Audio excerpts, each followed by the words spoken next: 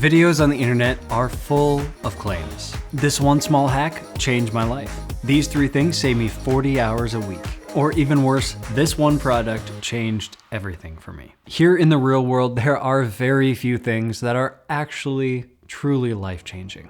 Today, I would like to share one of those things that has truly changed my life. I call it my weekly planning session.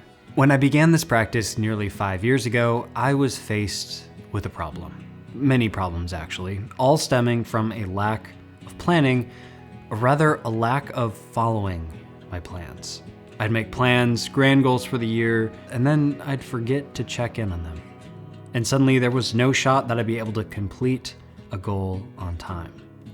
I started missing deadlines because I had too many projects on my plate and I had no idea what to actually prioritize. I don't remember where the concept came from, whether it was something I just came up with on my own or if I read about it somewhere. But from that point onwards, I started integrating a weekly planning session. Now this has changed and morphed over time as my needs have changed and morphed. So today I'd like to share a detailed look at what I currently do for my weekly planning session, and maybe you can take something away from it to integrate into your own life. Obviously, adjust accordingly, according to your own needs. For me, this is a 1-hour meeting with myself once a week to review the previous week, my goals, my plans, wins and losses, and then plan for the next week. I knew I needed to schedule this meeting at a time during the week that I could consistently commit to. For me, that is Sunday evenings. This is a 4-step process for me. The first step in this process is roughing in my calendar for the next 2 weeks. This used to be an integrated part of the weekly planning session. I have somewhat recently moved this to Friday night. Before I'm wrapping up my work week, now I sit down and I rough in my calendar for the next week so that when someone inevitably texts me, calls me, messages me over the weekend, asking to set something up, what my availability is for the next week, I have an answer ready for them so I can get that off my plate immediately. Rather than before, I always had to say, hold on, let me get back to you on Sunday night. So I can just get it off my plate and be done with it. Let me give you a quick demo of how I rough in my calendar. Okay, so welcome to my calendar for the next week. This is what I'd walk into on Friday night based on things I'd already scheduled with clients, family, whatever. So let's take a look at this really quick, see what we have going on. So Sunday is Abby's birthday, and so we've got some plans with the in-laws. You can see the weekly planning session. That is a recurring plan that happens every single week. On Tuesday night, I have a shoot that I'm doing some coverage for a project. On Thursday, Abby and I have a time slot planned to do some goal planning together. I've got a band rehearsal. I am a sound tech, and so I'm doing sound for that, and then grocery shopping sometime during the week, and usually Friday or Saturday. That is also a recurring thing. So that's what I have planned so far. So now I need to think about what I need to accomplish this next week. When I worked a full-time job, this would be where I would have blocked in the hours I was approximately going to be working the next week. Currently, my full-time job is balancing YouTube and some client work. And so I usually have 3 to 4 days a week that I work on YouTube videos, and then the remaining 1 to 2 days is working on client work. So I'm going to go ahead and block in generally when that is happening this week.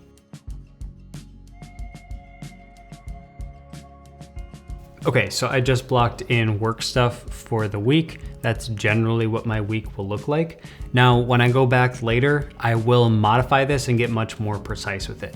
Just generally right now, I know most days my working time is between 7 a.m. and 5 p.m. and I will usually break that up with a workout or some exercise in the middle because that worked well for me and I have the flexibility to do that. Now the point of this, when someone texts me over the weekend, do you have time for XYZ next week? I can either tell them yes or no, and then give them a time that will actually work.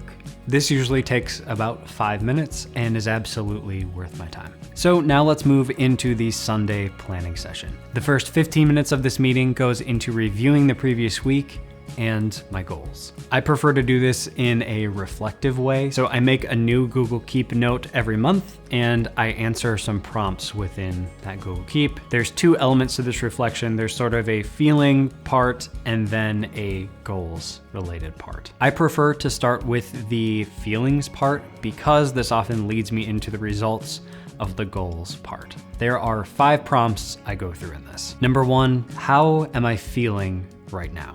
Just overall, quick prompt, does not need to be long, but this usually gives me a pretty good indication of whether this was a good week or a bad week. Number 2, what's exciting right now?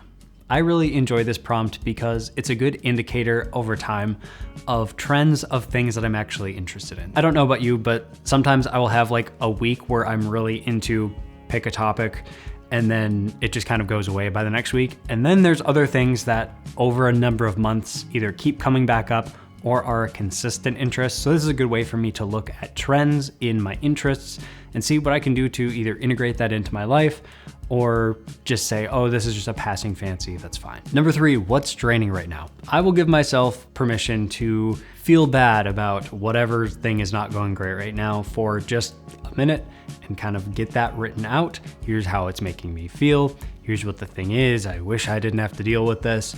And then I'm good. I've gotten that out of my system. And now I'm ready to move on to the next thing. Number 4, do I have any exciting or profound ideas? I will say that I usually don't have the profound ideas. Someone else does. Throughout the week, I will screenshot, save, bookmark different things that I found interesting or profound. And then I will take the opportunity here to go back through those things, grab them and catalog them together into a section on Notion I've created for quotes and ideas. This is a spot I can go back to if I need to pull a quote for a video, or when I'm synthesizing an idea, there's sometimes different concepts I'll want to pull that someone else said really well. So I can kind of take that and morph that into my creative process. Number 5, what can I do to make it a good week? For me, this answer has become very consistent over time. That answer usually looks something like, make sure my work is in a limited time slot that is actually focused work rather than distracted work. Number 2, make sure I'm getting enough sleep. Number 3, make sure I'm going outside for at least 30 minutes a day. Number 4, make sure I'm having 2 days off per week. Number 5, make sure I'm going to the gym 3 to 4 times a week. If I have all of those things going, chances are it will be a good week. This is the point in the process where I will stop and grab my phone out and I will reset my phone back to defaults for the week and review my screen time, see how I'm doing. I made another video about that a few weeks ago. If you want to check it out, I'll leave it up in the card and down in the description. The next step in this process is reviewing my goals. Now, I have done goals differently over the years. The current approach I've taken is having large overarching yearly goals that can be broken down into quarterly goals, monthly goals, weekly goals, and then that affects what I do on a daily basis. So for example, if I said I want to read 12 nonfiction books this year, well then the quarterly goal would probably be read 3 nonfiction books, or if I'm behind, maybe it's 4. Monthly goal would be read 1 nonfiction book, and then weekly that would be maybe read 3 hours of that book or whatever I need, and those can adapt and adjust to meet the overall goal as I go. So every week I stop, I step back, I look at the yearly goals, I look at the quarterly goals, and then I look at how I did the previous week in relation to what I should have been doing towards those goals that week. Some weeks it comes easily, other weeks I didn't make any progress at all and I need to adapt this next week to either catch up or give myself an adjustment to what that goal is. Now, because I do this every week, I just have these goals memorized. So this is very quick. It's very easy, but it helps. It's that repetition of looking back and going, this is the direction I'm going, this is what's important to me, and this is what I'm working on. Okay, so that was the first 15 minutes of the meeting. That might seem like a lot to do in 15 minutes, but you get very used to it after you do it over and over, and so it goes quite quickly. I dedicate the next 15 minutes to my plan and goals for the next week. Now, this is where I take the calendar that I roughed in on Friday and integrate my goals into it and flesh it out a little bit more into a realistic representation of a day. I block in different sections of time for my goals so that I don't overwhelm myself with other things to do that don't align with my goals, because if I don't block time for my goals, I will not make time for my goals. I will fill my calendar with other things because that's how I just function, whether I like it or not. So let me take a minute here and just walk you through this process. Okay, so since we've seen this calendar on Friday, 2 things have changed. I have 2 different client meetings get added to the calendar. I got a text on Saturday and a call on Sunday asking if we could get some time on the calendar this next week for one for an upcoming project and one for a current project. So we were able to get both of those scheduled because I prepped this ahead of time and knew I had the capacity to take on a couple hours worth of meetings this next week. Now, part of this is refining things to make sure we have time for all those personal goals that we want to achieve outside of work. For me right now, there's a few things I'm working on. One is making sure I have a solid morning routine. Especially when I get behind on work, I will tend to just wake up, chug some water, and get into work right away. And my body and mind never feels great when that's the case. I always feel better if I have a proper morning routine in place. So I want to make sure I have time every day for that.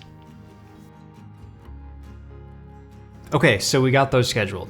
The other thing I want to make sure I'm doing is scheduling time for the gym during the week. I'm on a 4-day split right now. Now, I have the luxury of going to the gym right now during the middle of the day when it's not super busy, so I will take full advantage of that and schedule in my 4 workouts. So now you can see my workouts are covering some of my work slots, so I'm going to go ahead and split those up appropriately, and I can get even more refined on what each of those are.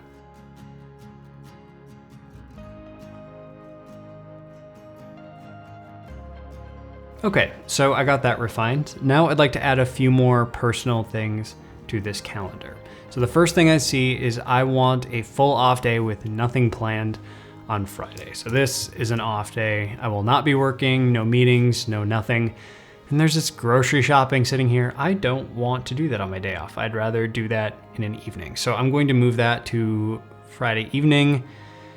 Usually we go from like 8 to 9. And that will help us avoid crowds and give me just full reign of my weekend, nothing in the way. The other thing I always do is weekly we schedule a date night. So of course, normally I will coordinate with Abby on this. I'm looking at this right now and realizing Wednesday night is the night that's going to work for this. And so we will schedule in a date night. Now, some people might look at this calendar and think that is insane. There is so much stuff on this calendar. And other people might look at it and go, yeah, you've got some room there. Like, you're not scheduling your days off, and what are you doing? I have done variations of this throughout time. I have blocked every minute of every day. I did that for 3 years. It was kind of crazy. I have also done the opposite where I've scheduled kind of nothing. This is a sweet spot that works well for me. I thrive in a structured environment. I thrive when I know what I'm going to be doing. And so this is my way of creating that structure for myself. Now, this is what works for me, but it might not work for you, so adjust according to your own needs. The next 15 minutes are dedicated to reviewing finances for the week. So I will track expenses from the previous week.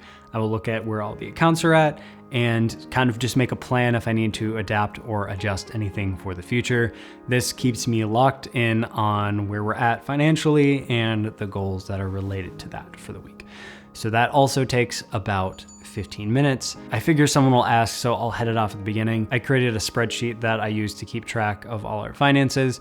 It is not the perfect way to do it, but it's the way I found that works for me. And it keeps a very tactile, hands-on approach for me in the process of doing that. And so I always feel connected to where we're at with our funds. Might not be the right approach for you, but it's worked for me. So now in total, that took 45 minutes that I have scheduled. I usually leave that remaining 15 minutes for buffer because sometimes there are weeks where I'm going to end up spending more time reflecting on the previous week, where I need to do more planning for that week, or maybe there's some financial stuff I need to juggle and spend more time with. So I leave that buffer in there so that even with the extra time, I can get out within an hour and get back to enjoying my weekend. So yes, this has changed my life in a very tangible way. It's taken all of the different self-improvement things that are going on, and it's helped me focus in and actually review where I'm at, look at where I want to go, and then readjust to make sure that I'm going in the direction I want to be going.